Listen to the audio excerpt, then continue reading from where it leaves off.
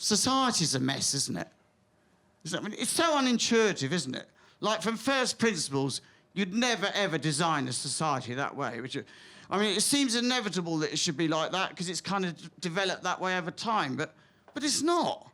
I mean, the way I see it is we have modernised versions of traditional and archaic concepts that get gradually altered over time.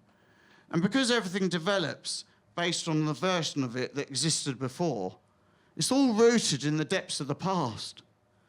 And I genuinely believe that we should just destroy everything we've got and build a society from first principles.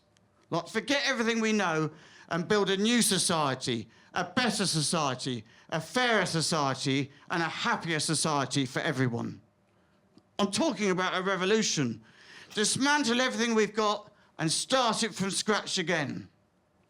I mean, obviously, we don't want to change everything.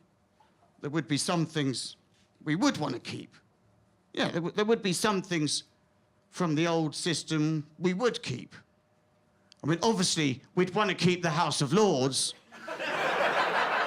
I mean, that's absolutely vital, isn't it? I mean, the society's finest minds. And we'd want to keep the knights, wouldn't we? Yes, you know, the OBE, the Knights of the Garter, all that stuff. Well, what I'm thinking is, if we're going to keep the knights, we should have them doing what they're originally supposed to do. Fighting wars and that. Sir Paul McCartney evacuating an animal sanctuary in Kabul. Running onto a chopper with a sack of cats on his back. Sir Elton John firing a mortar into a minibus of civilians.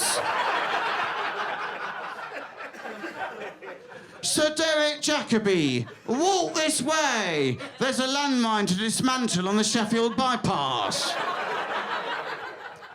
What other things would we want to keep? If we're going to create a society from first principles, what other things? Another thing we'd want to keep. You'd want everyone to be massively hung up and livid about gender.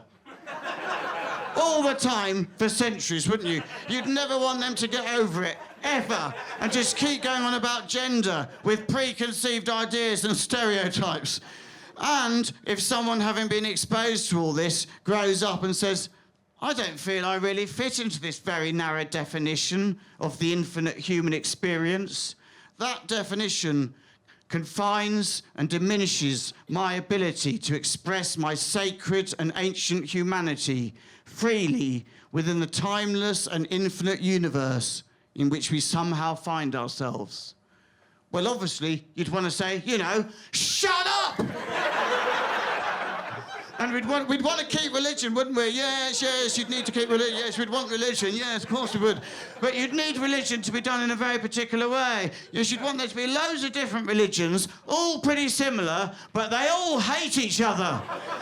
And even people who are in the same religion, they all split into different factions, and they all hate each other too. And you'd want all the religions to say that all the other religions are wrong, with no sense of irony. And what about sewerage, you're asking?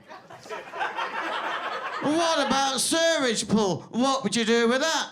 Well, obviously, pump it into the sea. Best place for it. Next to all the plastic. What other things would we want to keep in the society of first principles? Yeah, for society of first principles. Yes, you definitely. You'd want there to be a powerful liquid that people drink in various forms and flavours, which loosen the inhibitions of some people whilst destroying the lives of others. And occasionally, it would cause people to mount the curb at a T-junction in Stevenage.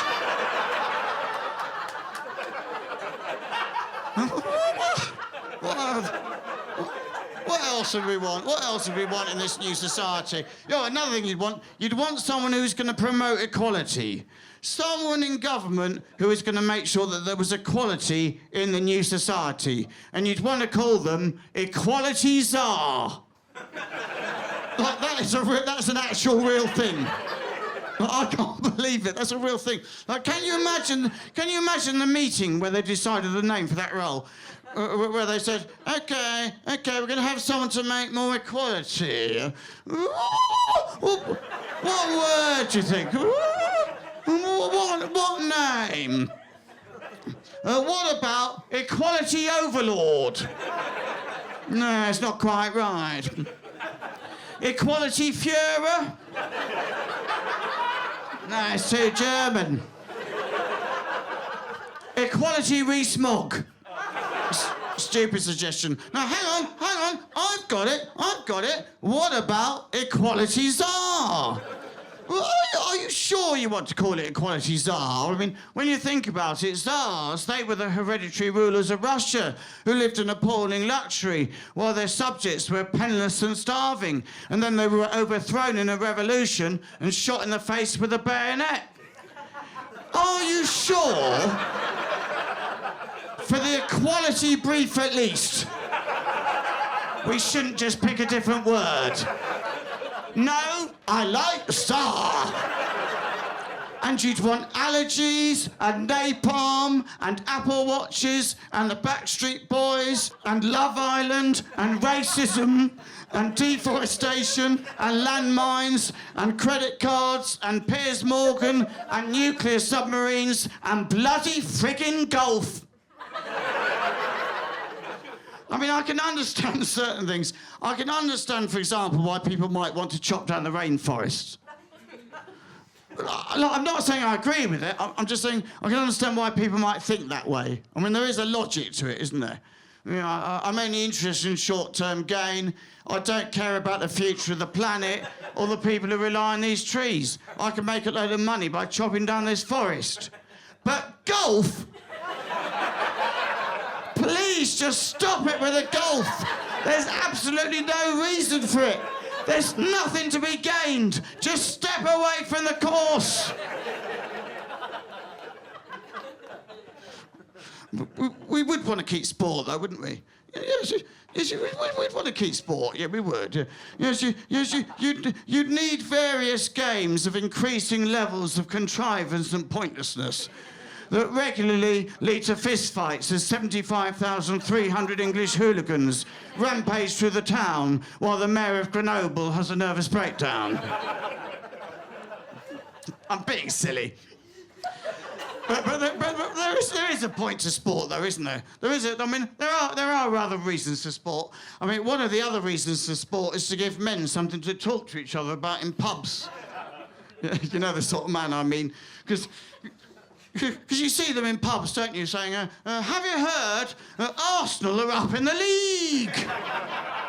And you're thinking, John, your wife of 34 years left you yesterday. Please, just for a moment, talk about how you feel. I mean, you'd never get that in the female world, would you? That's my point. Like, you'd never get in a pub. Sandra, I feel so sad now Derek's left me. So empty. I'm all churned up inside. Shut it, Denise. Nottingham Forest are up in the league. Now let's play darts. 140. Beat that, you wanker. Shut it, Sandra. My clit's bigger than yours.